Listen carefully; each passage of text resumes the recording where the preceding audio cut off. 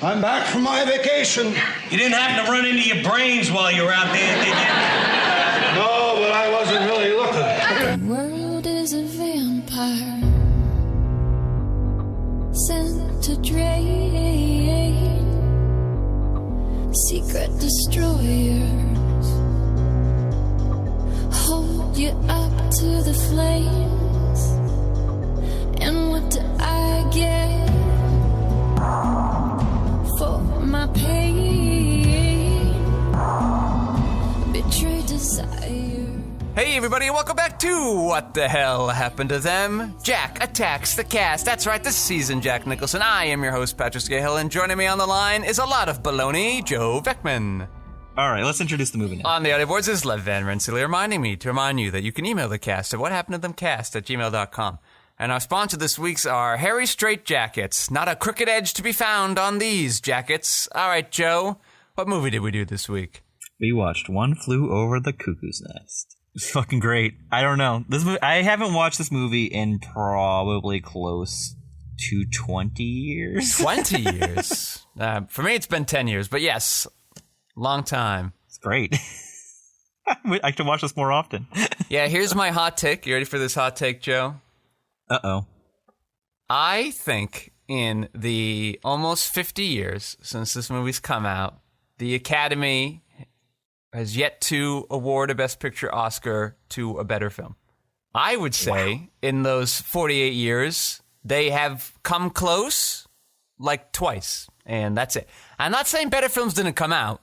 I'm just saying the Oscars have been so bad at picking films since the 80s. Cuckoo's Nest in the same breath as Green Book and not Traffic. What's that on? Crash and Chariots of Fire, Driving Miss Daisy. Like, come on. We got some good ones in there, though. I looked through the list. Moonlight kind of comes close, and there's one other one. Do you not like Parasite? No, I actually didn't like Parasite that much. I think it's overrated. Whoa. Yeah. Coda? Ugh. Does The Artist? I like that movie. Argo? Okay, that. Slumdog Millionaire. No. The Artist needs to atone for its sins. We were all just like, ooh, silent movies. Yeah. God Beautiful damn it. Mind, I was part of that. Boring, American Beauty, doesn't age well, Shakespeare in Love, The English Patient, Braveheart, Forrest Gump, Yeah. Dances with Wolves. So boring. Out of Africa, Amadeus. Terrible movie, directed by the same director. Whoa, you don't like Amadeus? No. Wow. Bad, boring movie. And like some of these movies aren't, I'm not saying that some of these Best Picture winners are bad. I just think they're not, like Departed, I think perfectly fine, fun movie, not a Best Picture movie.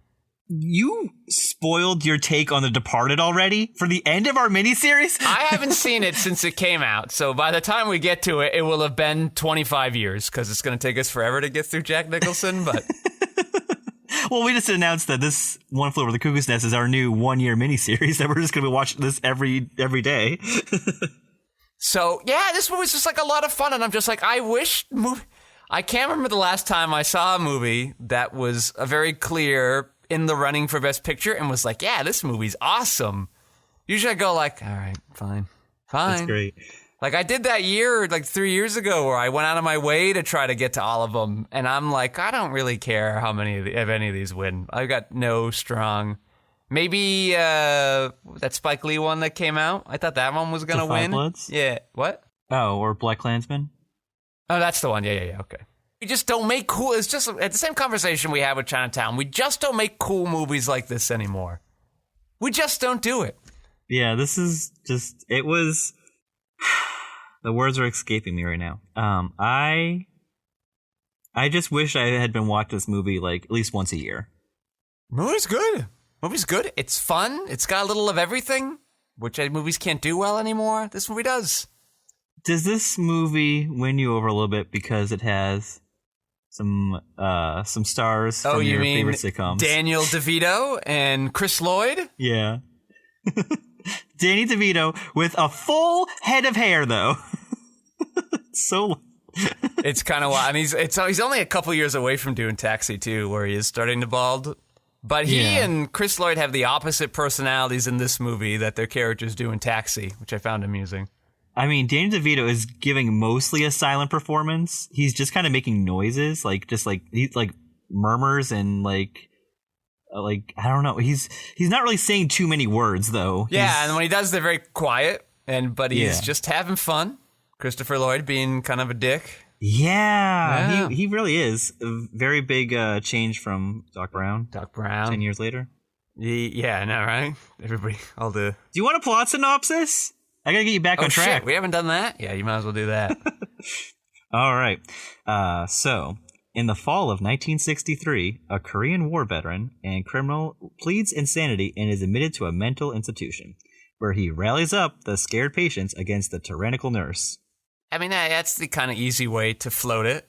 I don't fault him for that. That's what I was given.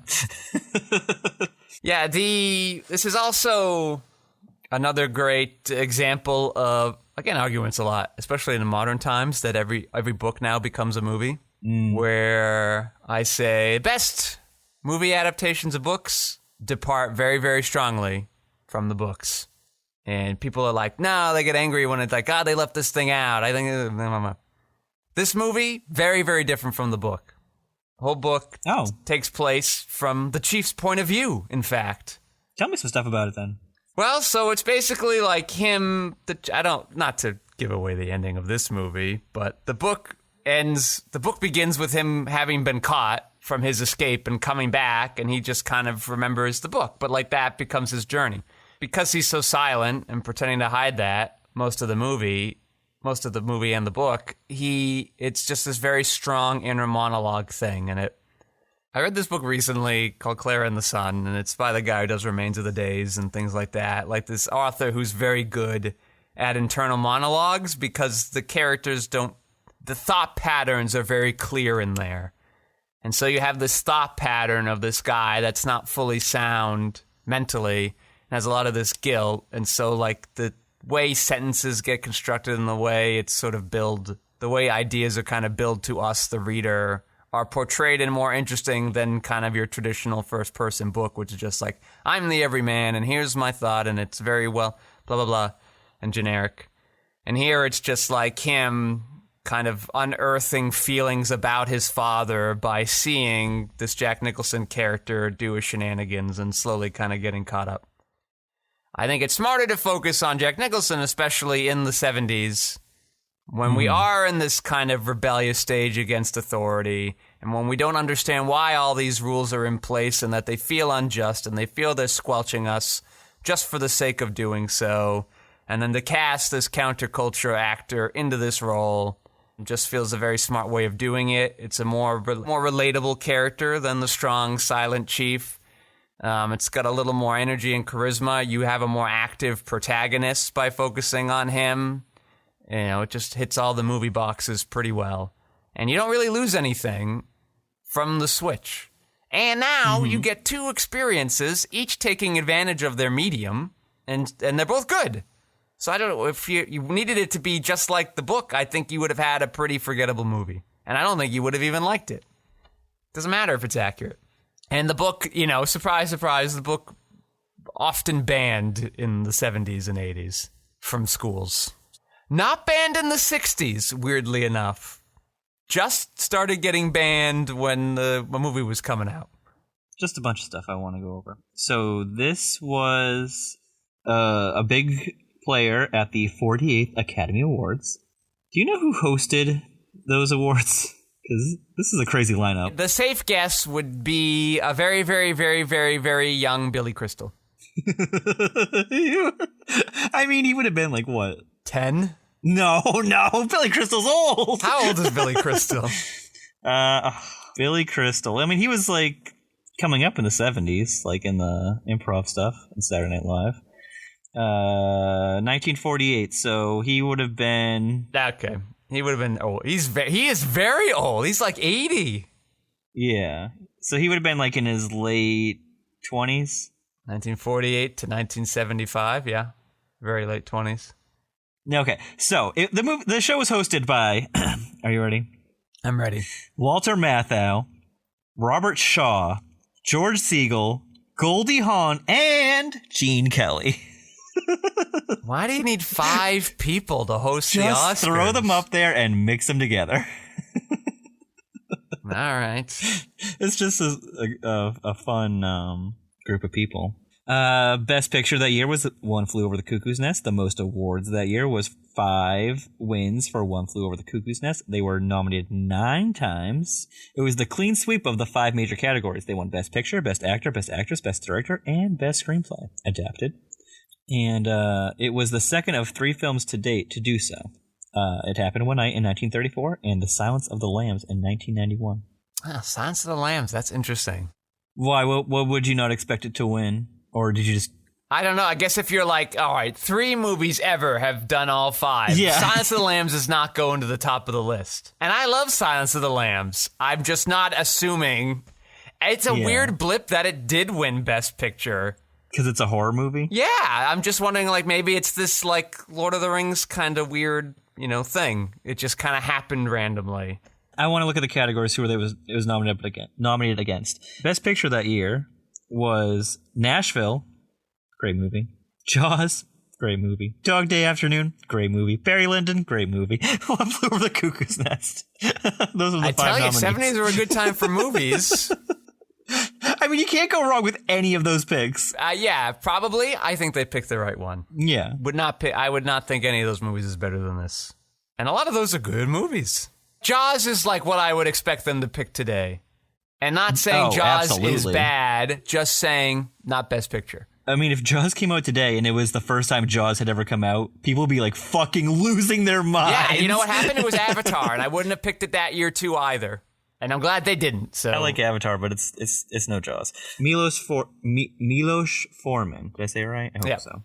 Mm-hmm. Best Director up against Robert Altman, Nashville, Sidney Lumet, Dog Day Afternoon, Stanley Kubrick, Barry Lyndon, and Federico Fellini for Amarcord. That was the big thing where Spielberg got upset that he was nominated and he wasn't nominated and Fellini was. If I'm Milos and that's who I'm up against, I've literally directed nothing of note before this movie.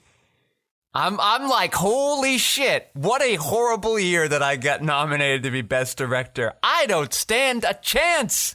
You're going up against 1, 2, 3, 4, 5. World famous all-timer directors. He hasn't made that many movies. No. Interestingly, he did the Man on the Moon film, produced by Danny DeVito. Do you think Danny was like, it's time to make a movie about my friend? We've got Chris Lloyd in here too. Milos, you're the guy. Remember when we did the movie together? Remember that? He's like, I'm surprised you remember that. You've had a way more successful career than I have. You should direct it. You are a director, Danny. Jack Nicholson that year, he won Best Actor up against. But can I just say, it's a very Academy thing to pick. Oh, wait, no, I think I've got my years wrong. Did Passenger come out in 75 or 74? 75, that's right. It's a very Academy thing to pick Amarcord over The Passenger. Very Academy. Some things don't change. I mean, I know I'm going to catch some shit for not knowing some of these guys. Maybe. I don't know. Whatever. Let's see if you know them. Jack Nicholson was up against Walter Matthau for The Sunshine Boys. Well, I know you know that. I don't know what that movie is. I've never heard of that movie, and I like Walter Matthau. Al Pacino for Dog Day Afternoon. Okay, makes sense. Okay, these next two, though. Maximilian Schell for The Man in the Glass Booth. I don't know any of that. Okay. I've never even heard of that movie or that actor. Yeah. Not once. James Whitmore for Give 'Em Hell, Harry. I think I know James Whitmore. I think he used to do Westerns. Maybe he's like the Ben Johnson of that year. Oh, God. But Ben Johnson won. That helps. All right. This is crazy. And this is crazy for the Best Actress because one of the actresses nominated is a movie we've covered this year. Louise Fletcher won, of course. Who just died like 4 months ago. I know. Isabella Gianni for The Story of Adele H. And Margaret for Tommy. Remember Tommy? Really? Like a month ago? Listen, I like Tommy, of course, as you remember. But I don't know if any performance from that is standing out to me when I'm doing my Academy Award ballots. Yeah, wrong. Do you remember when she got covered in beans? All right, go on, Joe. Glenda Jackson for Hedda. I've heard of Glenda Jackson, but I don't know that movie. Nope, I don't either. And lastly, Carol Kane for Hester Street. Carol Kane's acting career finally getting off since having 2 silent roles back-to-back in Jack Nicholson films. Hester Street also starred Doris Roberts. Carol Kane will soon be on Taxi, too. It's just a good time to be a Taxi alum. And so, yeah, then adapted screenplay. It was up against Barry Lyndon, The Man Who Would Be King, Profuma di Donna. I don't know what that is. And The Sunshine Boys, a Neil Simon play. That's why. Oh, that's just Walter Matthau and Neil Simon teaming up again. Yeah. So yeah, those are the big categories. Neil Simon should have done a funny stage version of The Taking of Pelham 1, 2, 3.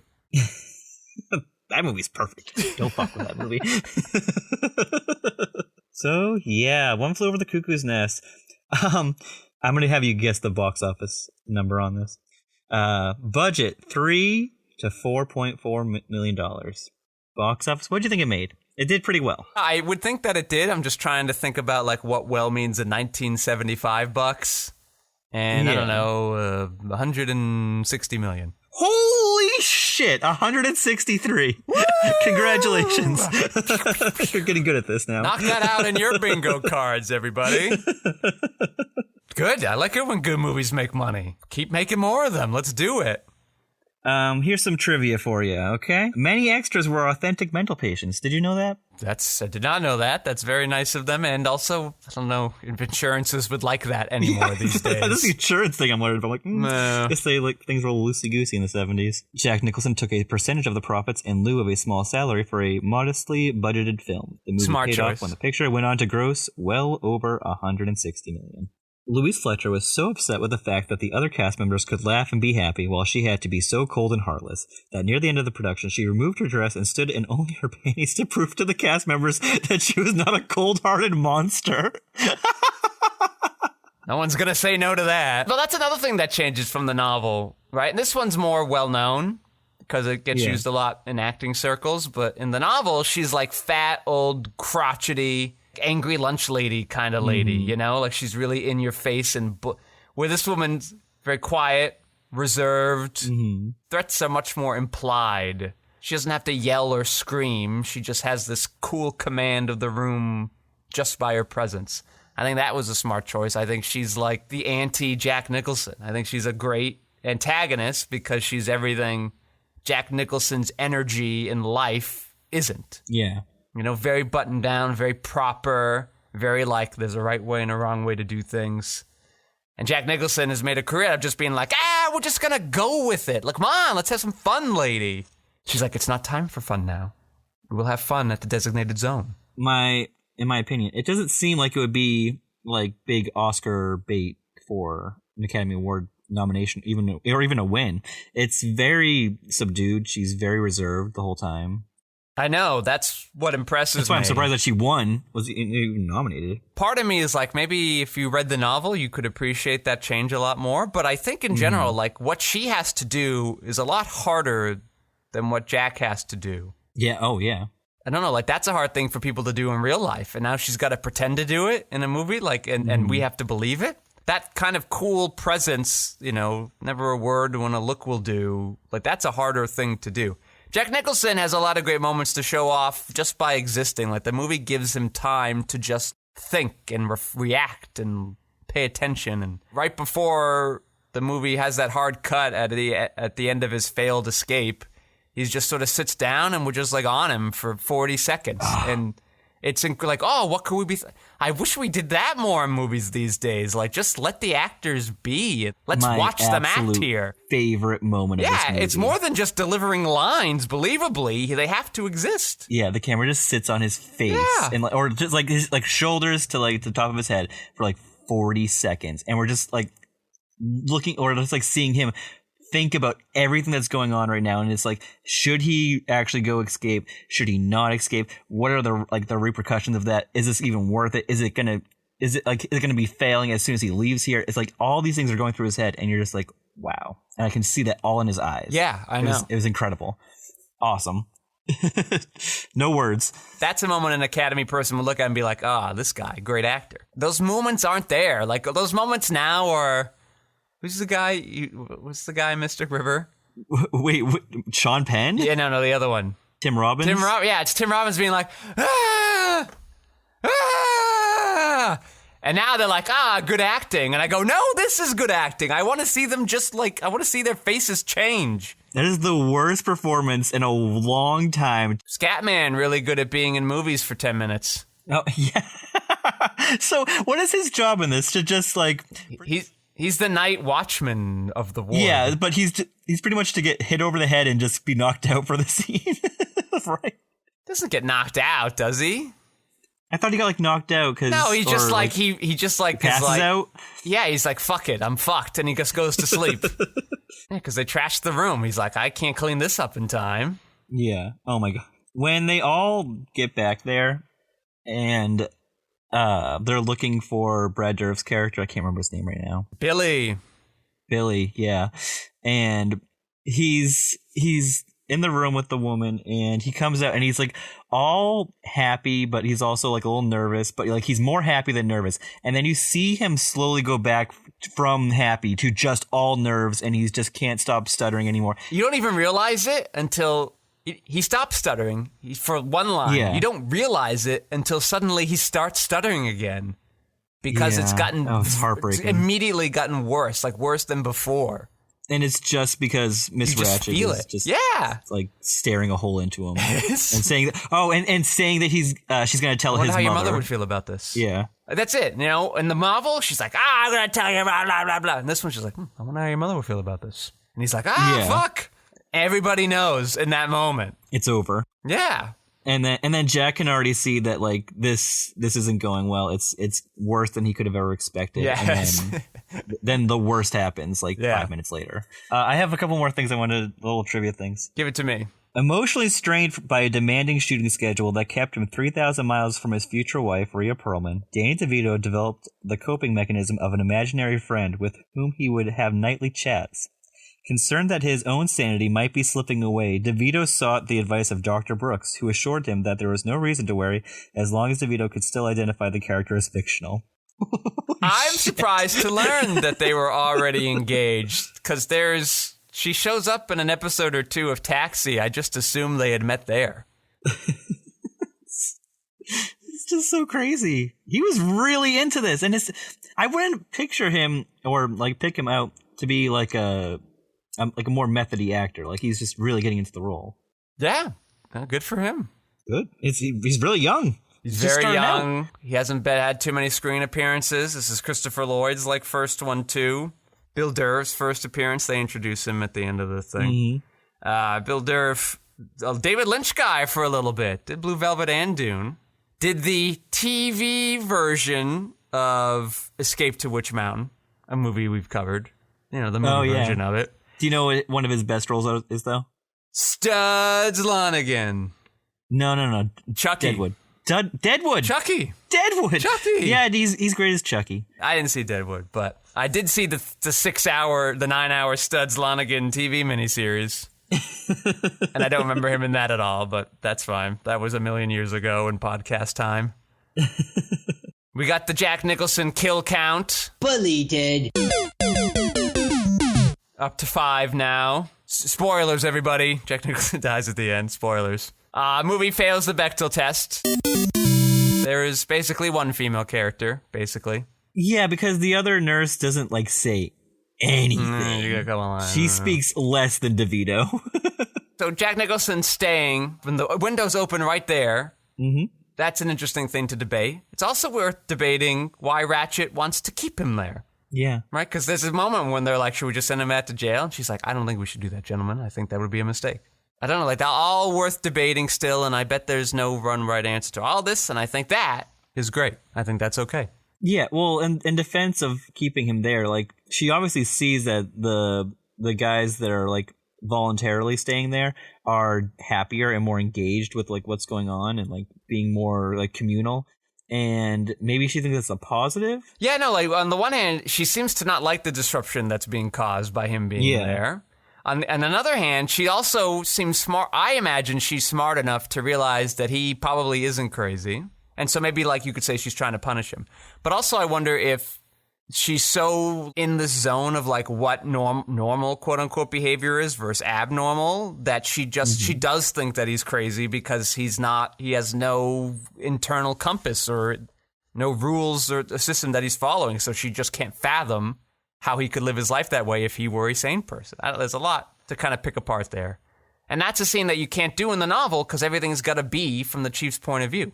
I have some sad news. Yeah. During most of the film's shooting, William Redfield was ill. He died after the film was completed on August 17th, 1976. So he was sick the whole time they were making the movie. That's really sad. He was one of my favorite characters. I loved Harding. It's a good ensemble cast here of these misfits. Mm-hmm. That's it? That's the end of the sad news? Yeah, I mean, this end of the sad news. This is the film debut of Christopher Lloyd. Yes. Michael Douglas won his first Oscar for this movie. As a producer. He produced the movie. Michael Douglas? Not Michael Douglas. Michael Douglas produced the son this of Kirk movie? Douglas, yes. Yeah. Wow. His name's all over it. Yeah, I don't know why that didn't stand out to me. This movie has a cool monochrome coloring. I say cool in the sense that it's sort of like these dull shades of blue. And it just creates this sort of staleness to the film and this feeling of like monotony and trapped and sort of overbearing. It's inescapable. A movie this reminds me of is The Mountain. They're both lobotomy movies taking place in the 60s. And that movie, yeah, it's got came out a couple years ago. It's got Jeff Goldblum. Oh, okay. And the funny-looking kid. I think it's a different funny-looking kid. Who do you think is the funny-looking kid? Barry I think Ty Keoghan. Sheridan from... But Barry Keoghan, just, he's got a little bit of a putty face, but it's okay. Funny-looking kid. Yeah. Ty Sheridan. Ty Sheridan from Ready Player One. Yeah. Oh, that's where he's from? Yeah. Well, he's making better career choices now. He did The Mountain. I mean, I think that probably came out a year after. Yeah. Mountain that I liked a lot. And yeah, maybe like the movie couldn't come out and then they're like, finally he was in a real movie. Finally, now we can get distribution. I mean, he's the kid from Mud. Oh, yeah. Yeah, but Mud's getting released on the back of the McConaissance. McConaughey. Also, he's like 13 in that movie, so he looks really young. Like, nobody cares. So, funny looking kid. No, that movie I like a lot, but that movie has this monochrome feeling too, but it does it through this poppier red color, like the red contrasts with the white, where the soft blue doesn't here. But it just is like a muddy red. It's like a lifeless dirt red kind of thing, and it has its own feeling of trappedness while being a little more visually dynamic and less monochromatic. So, there's a lot of ways you can go about skinning the cat here, so to speak. I got something for you. What do you got? This is crazy. Crazy? Okay. Give me some crazy. Rumors that production shut down because Jack Nicholson had hair plugs implanted are false. This can be verified by actually looking at his scalp. The story as related by... This is a long one, but just bear with me. Okay. The story as related by production designer Paula Silber was that Nicholson and Milos Forman had very different ideas about how the narrative should play out. For example, Forman thought that the ward should be in Bedlam when McMurphy showed up. And Nicholson posited that his character would have absolutely no effect on the mental patients if they were already riled up, which would have negated the purpose of his character and therefore much of the plot. Nicholson and Forman refused to give an inch, each believing he was right and other was wrong. The 2 months that Nicholson was supposed to have disappeared was actually closer to 2 weeks, and he didn't disappear. In actuality, Nicholson spearheaded a coup among the other cast members and refused to let Forman run rehearsals, running them himself instead. During production, Nicholson and Forman spoke to each other through the cinematographer, but faked a friendly relationship when the media and the studio personnel would show up on the set. This is one explanation why Nicholson doesn't appear on any of the DVD special features. Well, I think we've got a pretty strong clue as to why Milos Forman never really did anything before or after this film. You think this is mostly a Nicholson? Because and this isn't just sort of hindsight bias. I totally buy Nicholson's argument here. Like, that is the way to do it. Absolutely. Like, that's just the narrative bedrock of your whole film. And I wonder if maybe, like, that was Milos borrowing from the novel more, a little too much perhaps. Like, another great example of why deviating can be very helpful depending on what themes you're trying to accomplish in the grammar that you have to accomplish it with. Yeah, Jack Nicholson, smart guy, smart film nerd. Makes total sense to me. Kirk Douglas owned the rights to the book, planned to star in it, but by the time they got around to making the film, he was deemed too old for the lead role. And so I guess he handed off the rights to Michael Douglas. I think that's how it happened. Because Michael Douglas is the credited producer on this. Weird. Crazy. It is interesting. I get why Kirk Douglas would want to do this. In 1961, so was that the year of Spartacus? Jeez, was it? Holy crap. Yeah, that would have been a good time to do this little passion project. That's right around the time the book came out too, right? So that's like a great time to go for it, but we got a better film out of the waiting anyway. Yeah, it's just like a perfect Watergate era film as this nation's kind of roiling against its authority sources for the first time. Just a great time for this film. Now it's time for another Watergate watch. Watergate, Watergate, oh, Watergate. Watch. Perfect segue. Yeah. Well, I've got my Watergate, A New History book I'm still going through, given to me by friend of the cast, Mr. Paul Jeremini. And I'm on about page 380, 60, somewhere in there. You're cooking. I am. I'm moving through it. This week I want to talk about, we're sort of in the midst of the cover-up starting to come out, and John Dean's about to give his testimony to Congress. Or the Senate. And I want to talk about John Dean, because I find it interesting, having been introduced to John Dean in Gaslit, how nicely he comes off in Gaslit. Of course. Dan Stevens, very charming. Yeah, so great to cast him there. I get why the movie wants us to like him, because he's like the tattle guy, and you need somebody who's on the inside, where Julia Roberts' character obviously isn't.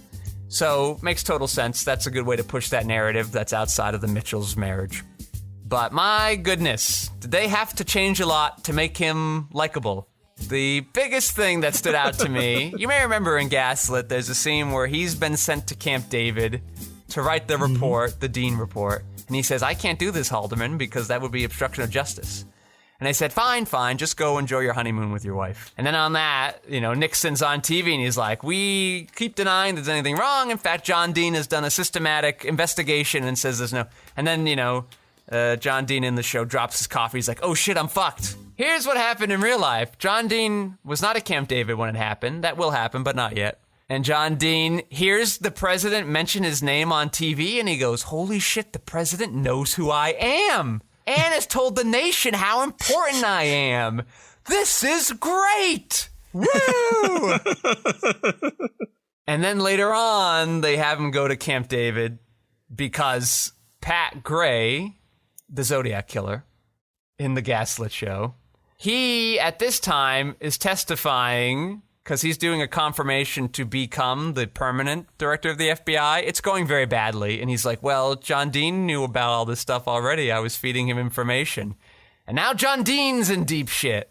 So the news media is hounding him. And so Nixon sends him away to Camp David to relax. And there he's to write the Dean report, which he's willingly doing. He's actually sitting down. He's ready to do it. He's working on it. And as he's writing, he's like, holy shit. This will never hold up. This is so clearly a bunch of lies. I probably just have to testify, I think. It's the only way to save my butt. And that's kind of how we've gotten here. So, pretty amusing to get this. And a lot of John Dean-focused chapters do remind me a lot of the Michael Sheen TV movie I saw, Blind Ambition, which makes sense. It's based off of his memoir, John Dean, not Michael Sheen's. Not Michael Sheen. Is it Michael Sheen? Is that who I'm thinking of? Michael. Who's Charlie Sheen's dad? Martin Sheen? Martin Sheen. Michael Sheen is a different actor. No relation. Yeah. Even Emilio Estevez has more relation to the Sheens. Yes, including some things that John Dean's lawyer is said to be saying. Those are actual quotes that were used in Blind Ambition. So that was fun. Book's been good. I think I'm not even halfway through it yet. And I'm very deep into the Watergate part. I'm like, where is the book going? How much more of this book can there be? You should know where it's going. I mean, you should, out of anybody in the world. All right, let's get a Young Rock in here quick, shall we? Young Rock. My name is Kid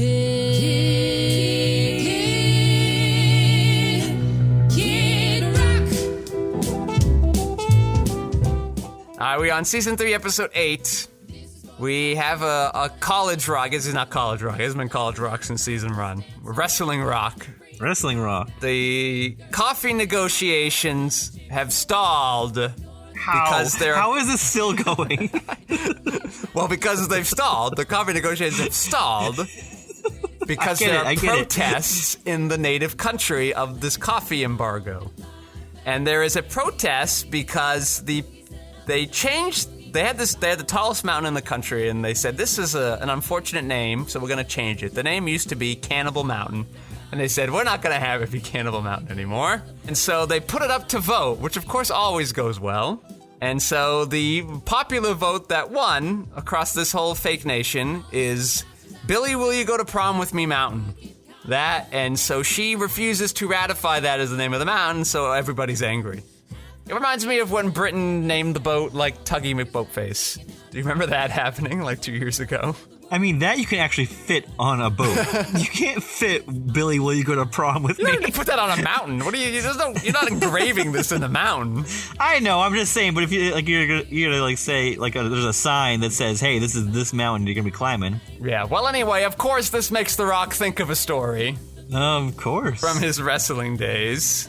Yeah. It is the Attitude Era. You know what this is, Joe? Oh, yeah. This is when everybody's kind of like being grumpy, or like what's going on here? What does it mean by Attitude Era? They're all grumpy. No one wants to watch because they're all grumpy. They're all a bunch now. of Walter Matthau's.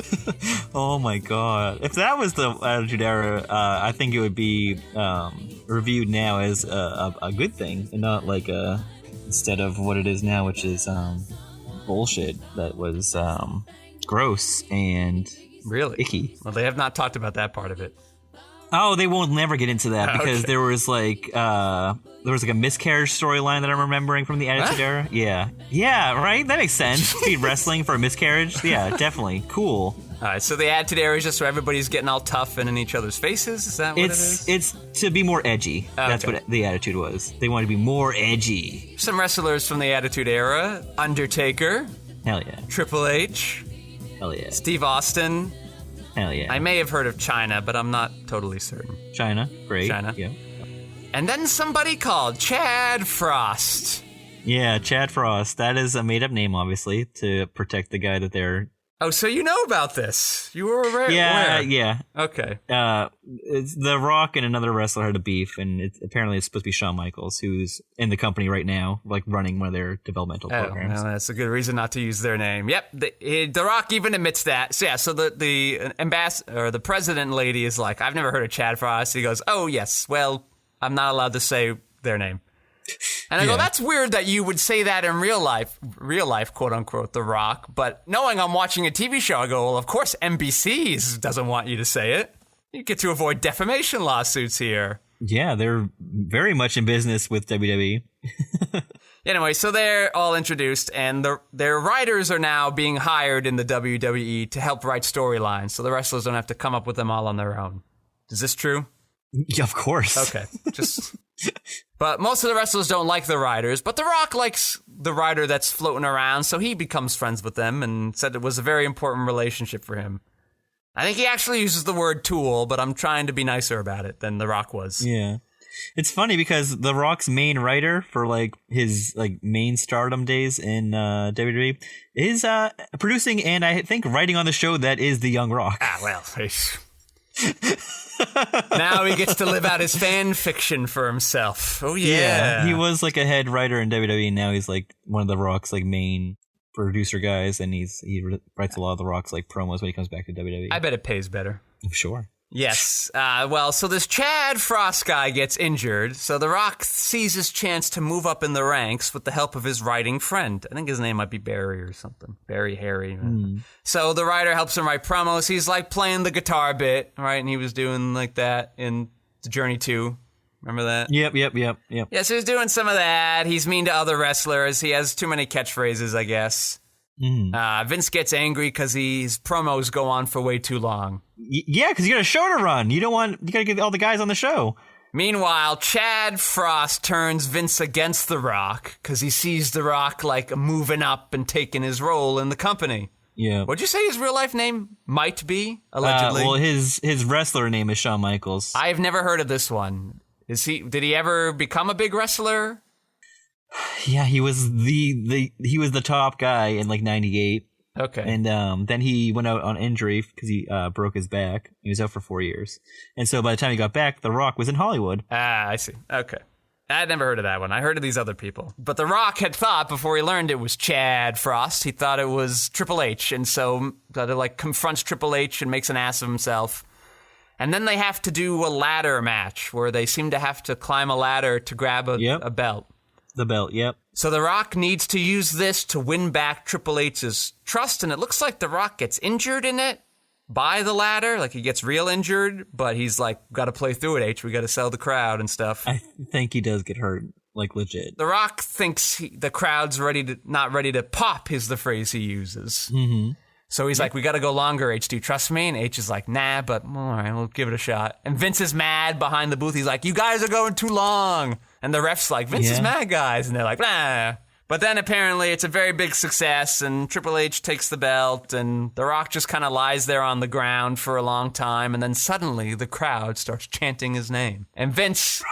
Vince only a little mad that he's over time now, because he's like, I think you have a future here. We might put you in WrestleMania, and we're gonna turn you into a babyface, which is the good guy. Yeah, that's the good guy. Yeah. The funny thing is, he doesn't get turned into a babyface. He gets turned into a bigger fucking heel. Oh, okay. Well, that's Spoiler alert. That's how they made it sound. And the lesson, I guess, of telling this story is that you got to trust your gut. But that seems to be the lesson of every episode this season. So whatever. I wonder if they're gonna change it, because he was an enormous heel at the end of 98. Like, he works with Vince McMahon, and they're both like the biggest bad guys going against Stone Cold Steve Austin, the biggest good guy. Yeah, we'll see. We'll see where the show goes. Doesn't matter. Doesn't matter. But no, so it's great because I didn't know about they ran over time for that, because in the main event, I know that The Undertaker and Stone Cold, who are wrestling in the main event for the world title, I believe it's Austin who gets hit in the head by The Undertaker with a chair, and he actually gets like a really awful concussion, and like doesn't even know what the fuck they're doing for the first 10 minutes of the match, and then they just kind of have to wing it. So, yeah, that's happened more than that people would like to have happen, which is more than once. Yeah. All right. Well, let's go to our last looks on One Flew Over the Cuckoo's Nest, Joe. Thank you, and thank you for pushing Jack Nicholson. We've gotten a great lineup lately. I mean, it's just been kicking ass. We knew it was going to happen in the 70s, but I mean, it's just better than I expected. Yeah. And I'm happy he won his Oscar. I feel like we should try to put a little clip of his Oscar win at the end if we can. Like his speech? That's a possibility. Yeah, we'll put a little speech in there, because it's his Oscar win. It's his big win. I'll try to poke around for that. Already a pretty long episode, but I bet I can get a little bit of it in there. I guess this proves there are as many nuts in the Academy as anywhere else. But since you gave me the chance, I'm really happy to get an opportunity to thank Saul and Michael and Louise and Brad and Lawrence and Bo and all of the guys in the company, all of the Phoebes Brigade. And I'd like to thank Miss Pickford, who incidentally I believe was the first actor to get a percentage of her pictures.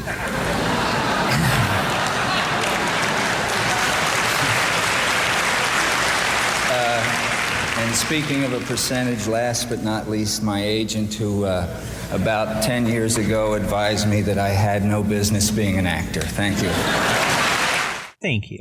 Yeah, for me, why does Jack Nicholson make this movie? Well, it's a very good script. It's a really good script, and apparently he kind of directs it himself a little bit, and good for him. Looking at that 48 Oscars list of best directors, and you're like, yeah, one of these things doesn't belong. One of these things not quite it just makes a lot of sense now. Jack Nicholson obviously knows films. He studies world-famous directors. He's been in an Antonioni film, knows Fellini.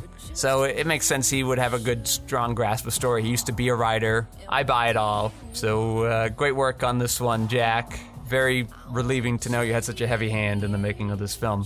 All right, I'd like to thank Carrie Straight Jackets, the straightest jacket you'll ever find. No need for a crooked corner anywhere, just straight on down like a beanpole. I'd like to thank Lev Van Rensselaer for mounting those audio boards, keeping us sound so slippery smooth.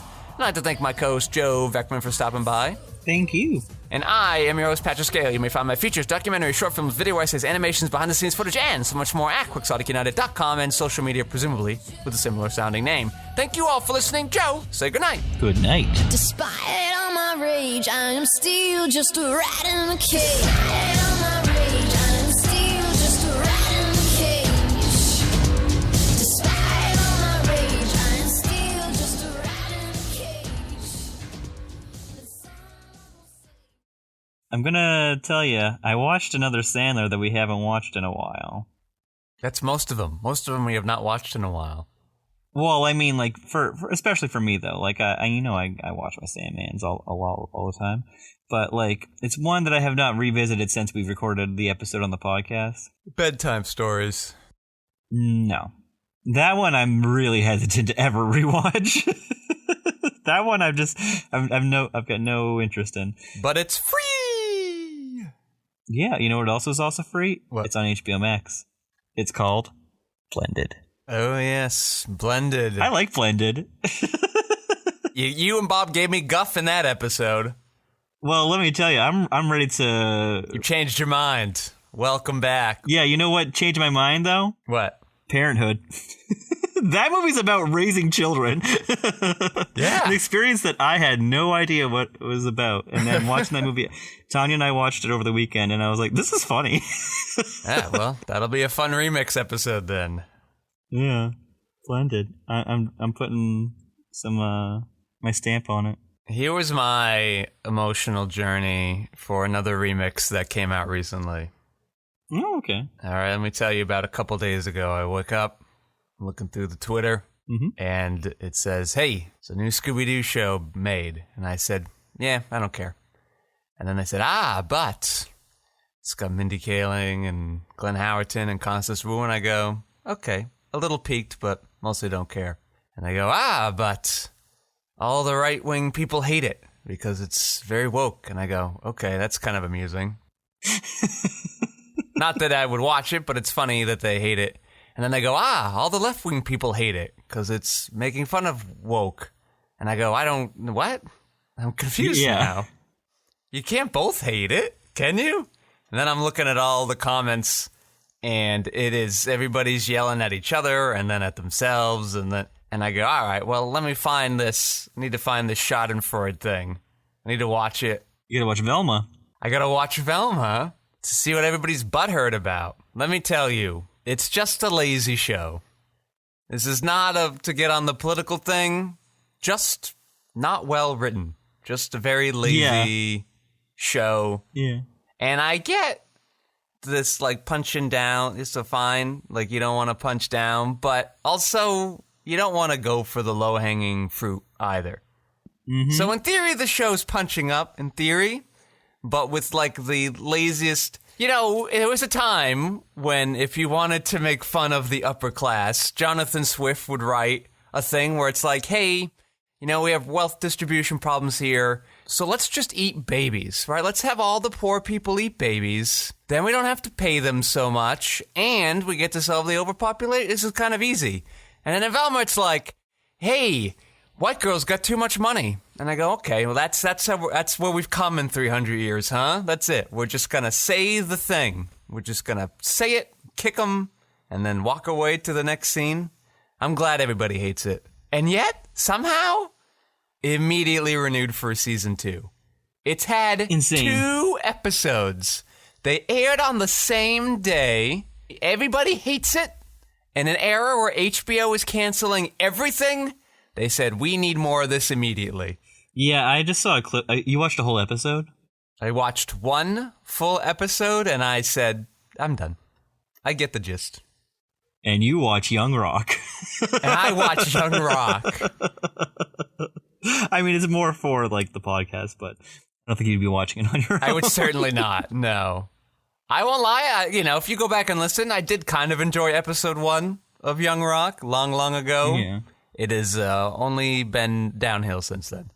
Yeah, I watched a clip of that Velma show, and I was like, not for me. No. Just not for me. Don't need it. I don't know who it's for. But also, I will say, everybody, get your underwear untangled. Don't get what you all are whining about nothing. What a stupid show to be angry about. How about the show's just not good? Why are we arguing about which side of the political aisle it's for? Maybe we can just all hold hands and sing Kumbaya about how bad the show was just written. It's just not funny. And I like Mindy Kaling. This is not, I don't even know if she's writing any of these. She's not showrunning it. It's just not a good show. Yeah, she doesn't have any involvement besides being an executive producer. Yeah, it's got her production company. The voice. Yeah, too self-referential. Dan Harmon sort of started this, but I'm now over shows talking about tropes of TV shows and then doing them. I'm ready to move on. I'm starting to find this lazy too. It makes me feel that the only thing they know is just TV, which makes sense because they're in it. But there is a world outside of TV. It's crazy that it is for me to say. Other things going on. Sometimes maybe your characters can just be amusing. Maybe they could do that. This show just sounds so fucking lame. I'm sorry. It sounds so lame. Also, the release strategy is like 2 a week for 2 a week. Why? Yeah, you get 2 episodes week? for like 5 weeks. Yeah, it's 10 episode season. It's got a weird agenda. And I just don't need any of that. I don't know. Yeah. Matthew Lillard? He's not in this? I wasn't in the episode I saw. Unless I just don't recognize his voice. Yeah, well, he was like the live action Shaggy, and then for a while he was doing the voice cartoon Shaggy too for quite a while, like 10 years.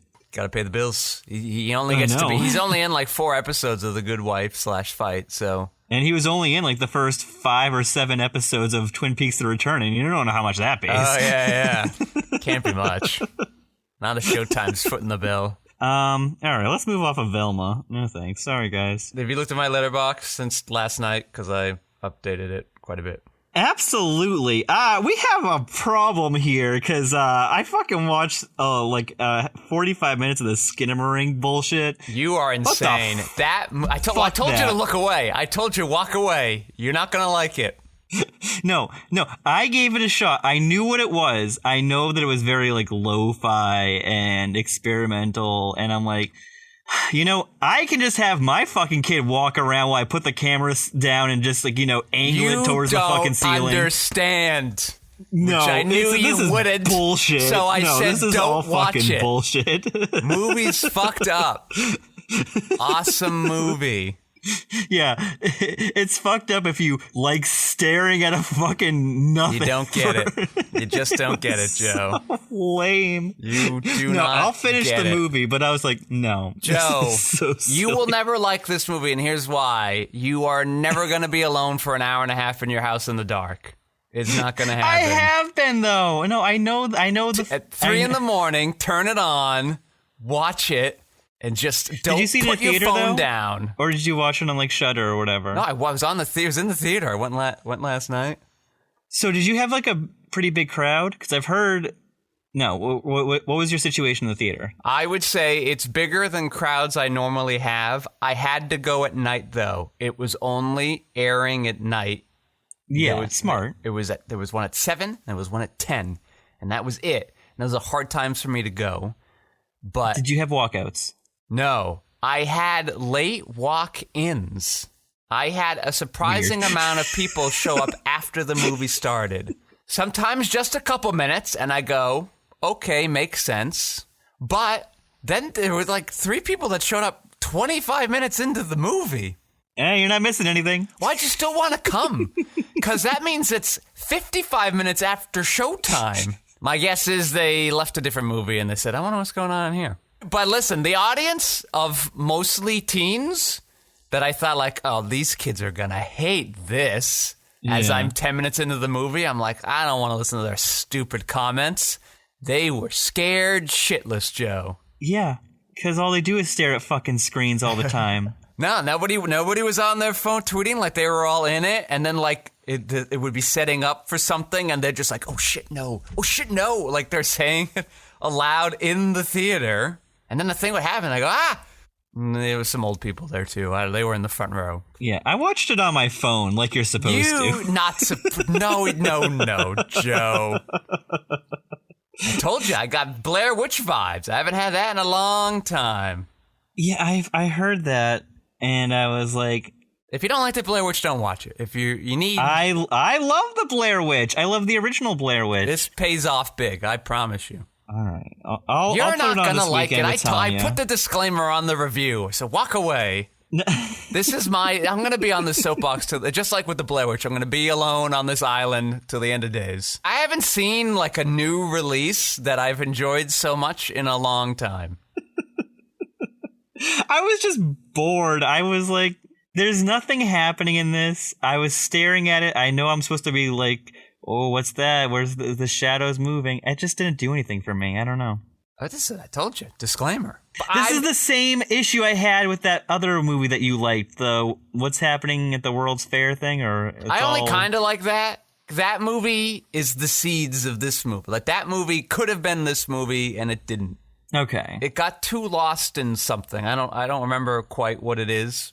Plot, maybe. This movie has 20 minutes on that movie, which is insane that this movie is that long. You said it was like the Blair Witch. The Blair Witch is like 85 minutes long. This movie is 1 hour and 40 minutes. That's too long. We just 2 weeks ago talked about how much you like vibes. The vibes in this movie are great. It's so uncomfortable and unsafe and wonderful. It sounds like you had a good theater, that was into it. Maybe it's playing at the Lincoln Theater. I'll try to go see it before it leaves. I'll go for a theater experience. Go see it. Be in the dark room and just be there. Just exist. Let's see. Is it playing on Saturday night? Because I'll go Saturday night. I guess you can go during the day if you're going to go to a theater. But if you're in your home, you need it dark. Well, I was watching it in my car on my break last night. Yeah. Just a little quick look on your phone. How did you find out about this movie? What? It's been everywhere. It's on Shudder. Oh. Yeah. I've heard nothing about this movie. Yeah. It went on Shudder early... January, maybe late December of last year, and then it just became a weird word of mouth thing, and then it got so much buzz on online that the distributor was like, let's put this in 600 theaters, and then it's just been kind of making money now off of a $15,000 budget. Well, here's why I went to see it. Is Friday. Yeah. As I logged there, I saw St. Omer in the theater.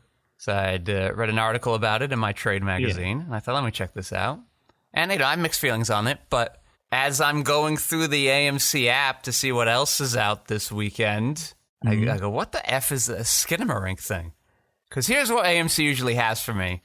A bunch of movies I've heard of and usually don't care about, a bunch of Bollywood films, and then that's usually it. And I go, this was neither of them. What the hell is this thing?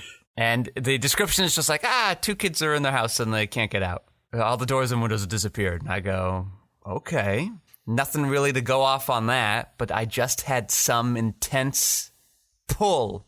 I said, I have to see this. And I couldn't. It was all the times were bad. And then yesterday I said, fuck it, I'm just going to do it. And then I did, and I have no regrets. I guess Tar I enjoyed. That was a new release. So it's like Tar and Skinamarink. I can't put those in the same sentence. I'm sorry. I just don't... When I feel like I can make the video at my own... I could recreate this fucking thing on my own, and I'm like, okay, what are we doing That's the inspiring thing about it. You could! I don't want sound. I want some fucking, like... No. You couldn't do it, Joe. You couldn't do the sound design. You couldn't be done, Joe. What sound design? Oh, Joe, I don't think you paid very close attention to this movie. I did. I was think so. looking at nothing but my, your like, my sound's screen. not coming out of your tiny, shitty phone speaker. I had a Bluetooth in. Don't buy it, Joe. So it was like, There's no bass on those. Like I said, I'll give it another chance. I know. Joe, I I'll told go you to see it in walk the away theater. in the thing. I said disclaimer. No, Just keep moving. No. This is a weird Patrick film. Get out of here, people. I like to reevaluate things. We talked I'm about dying it. on this hill. I've heard your argument, and I'm gonna give it another shot. Why not? What do I got to lose? Well, I don't know. What comes out this week? Plane? Plane already came out. No. It did? The fucking stupid... No. Don't even get me started, because it was fucking weeks. I think I already had this fucking argument. Weeks in the summer. Like, there was a whole, like, 3 or 4 weeks in the summer. Nothing's coming out. There's just, like, a lone Marvel movie from the beginning of the summer. And I'm like, we really cleared the way for this fucking Thor movie. We couldn't put anything else out. And no, they were waiting for the second week in January to drop 4 new releases that were like all that kind of like, oh, that'd be interesting to see. That's a movie that hasn't been out in a while. Like a fun Gerard Butler action movie, and also a fun, crazy doll come to life movie. Megan. We watched Megan. Better than I thought. Mm-hmm. Yeah, it's great. It's fun. Can't wait for Megan 2, which is just going to be Megan, but the A is a 4. Why couldn't it just be Megan's? Because it'll be the 4th generation, Joe. That's why. Oh, okay. I was hoping that there was just more. They're definitely going to be more, because that guy... They have that dangling plot of that guy selling the secrets that never comes back. And I'm like, okay, another company's just going to make a bunch of them next time, and it's going to be aliens. That'd be great. And then, horribly miscast. What was her name? Allison Williams? Michelle Williams? Allison Williams. Allison Williams? Yeah. There is a Michelle Williams. From different Get actress. Out. Yeah, I know what she's from. She's also from Girls. Let me tell you what she's made a career out of. Being the attractive, normal cheerleader girl. Let's put her in the role of socially incapable, nerd, awkward parent lady who's... No, you're crazy. Bad you casting. got it all wrong. Makes her a bad actor in this film. Part of it's the dialogue. Wow, we are disagreeing. Bad. She's the Stone Cold Ice Queen. She's a frigid bitch. What are you talking about? The whole Not movie, she's just here. like, why can't you use a fucking coaster? She's like, don't touch that. Those are my collectibles. And I go, you don't even know what those are, Allison Williams. Of course not. But I mean, if that's who she is, then that's she would be like, well, don't touch this. Mm-mm. Nah, Didn't even have the decency to try to put glasses on her and make her look like a nerd. That'd be lazy too much. movie. No. Wasn't buying it. Wow. Everything else was fine. I had no beef with anything else in the movie. Did you know that there was a little, I think it was a 10-year-old New Zealand girl in the doll, and then there was another girl voicing the doll? Yeah, the whole thing was like a New Zealand production. It's kind of, I'm like, why did you have to go there to make this? Just what? COVID? Oh, this is a COVID movie? Still? I think everything's still a COVID movie, right? If this was made in like anytime last year, it would still be a COVID movie. My insurance company would disagree with that, but okay. Last piece of business. Yeah. What the fuck is going on with this movie To Leslie? Tell me. I don't know. I've never heard of that. Oh, you haven't heard about this thing going on right now? No. So there is this extremely strong campaign to get Andrea Riseborough Best Actress nomination for the Oscars. I don't know who that is. Andrea Riseborough. She was in Birdman, Nocturnal Animals, Mandy, Possessor, Oblivion, Never Let Me Go. She's been in tons of movies. I mean, I have seen and or heard of a lot of those, and yet she does not stand out to me. It's probably because she plays a woman that looks like another woman in most of those movies. Yep, that's my Achilles heel. I think that's like the setup for her in Nocturnal Animals, is that she plays someone that looks like someone else. Is that no. That's the Isla Fisher one. I mean, she's in Oblivion. She's the other person that Tom Cruise is with. Okay, yeah, I saw that movie. I surprisingly liked it. She is the titular Mandy in Mandy. Never got to see that one. Oh, you gotta watch Mandy. I know. I've been meaning to. It's great. Just haven't gotten to it. Anyways, there's just this weird campaign going on right now that To Leslie is a little movie with a big heart, and that everyone should just actresses and actors are coming out and just saying wow, Andrea Riseborough has got the performance of the year. And then Kate Winslet is quoted for saying that this is the finest female performance she's ever seen in her entire life. And I'm like, excuse me? What? I've never heard of this fucking movie. Tar just came out, people. It just happened. So yeah, I might try to watch that this week. Good marketing. Yeah, you got me with your insane, bold claims. Yeah, the movie came out and it's already on streaming, so it's like... Maybe that should have been Black Adam's goal. For your consideration. Just put it out there and be like, hey, it's out there. The most moving film since Schindler's List. Come check out Black Adam. I'd be like, oh, wow, okay, let's see what this is about. You could just lie, you know? Just you get people in there. A rock hard performance. Yes. What? The Rock will have you weeping in your seats. Yes, weeping that I'm still there an hour and 50 minutes later, and it's still going. A new side of The Rock. His left side. Well, he's an anti-hero this time. Okay, all right. Should we dive into this? Yeah, okay.